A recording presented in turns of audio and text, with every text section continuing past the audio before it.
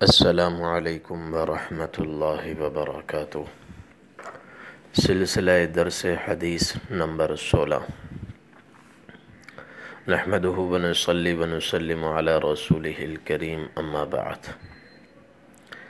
جامع الترمذی اور سنن ابن ماجہ میں حضرت ابو ذر غفاری رضی اللہ تعالی عنہ سے مروی ہے، فرماتے ہیں کہ نبی کریم صلی اللہ علیہ وسلم نے دنیا کی زندگی کے بعد آخرت کی زندگی سے خبردار کرتے ہوئے اور آگاہ کرتے ہوئے آپ نے ارشاد فرمایا، انی ارا ما لا ترون، کہ میں جو دیکھ رہا ہوں وہ تم نہیں دیکھ رہے، واسمع ما لا تسمعون، اور جو میں سن رہا ہوں وہ تم نہیں سن رہے، اطت السماء وحق لها ان تئط، کہ آسمان چرچراتا ہے، چیختا ہے، روتا ہے، اور وہ بیچارہ کیوں نہ روئے۔ ات، جب کسی چیز پہ دباؤ پڑتا ہے تو اس سے ایک آواز نکلتی ہے، عربی میں اس کو عطیط کہتے ہیں۔ جیسے کرسی پر کوئی بھاری آدمی بیٹھ جائے یا چارپائی پر کچھ زیادہ لوگ بیٹھ جائیں تو اس سے چوں چوں کی آواز نکلتی ہے، ایسے ہی آسمان پر اس قدر فرشتے ہیں اور اس قدر دباؤ ہے کہ اس سے آواز نکلتی ہے چرچرانے کی، چوں چوں کی۔ اس کو عربی میں عطیط سے تعبیر کیا گیا۔ آپ نے فرمایا اطت السماء وحق لها ان تئط، کہ آسمان چرچراتا ہے اور اسے چرچرانے کا حق ہے، وہ بیچارہ کیوں نہ چیخے، کیوں نہ چرچرائے۔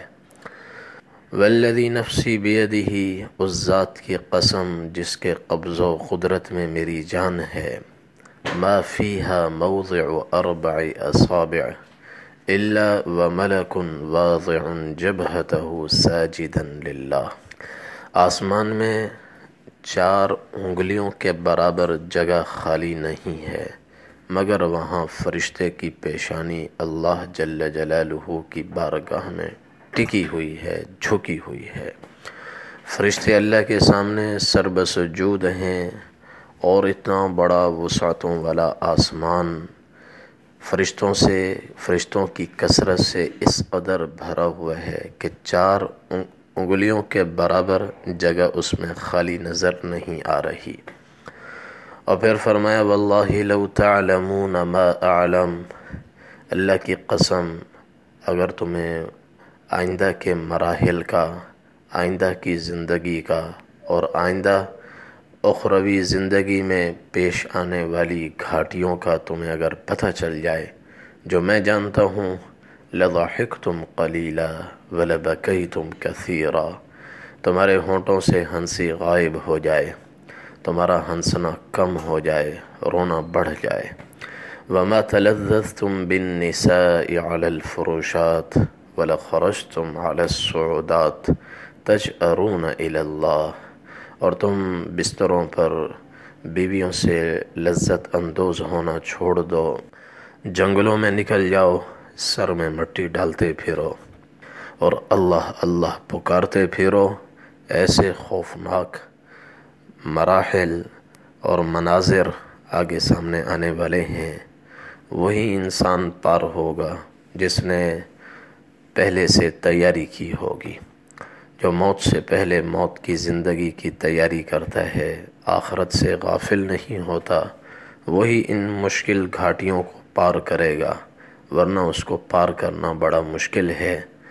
تو جب یہ حدیث نبی کریم صلی اللہ علیہ وسلم نے ارشاد فرمائی تو حضرت ابو ذر غفاری رضی اللہ تعالی عنہ قریب بیٹھے ہوئے تھے، رونے لگے اور کہا یا لیتنی کنت شجرۃ تعضد، کاش میں انسان نہ ہوتا، کوئی درخت ہوتا جسے کاٹ کے پھینک دیا جاتا۔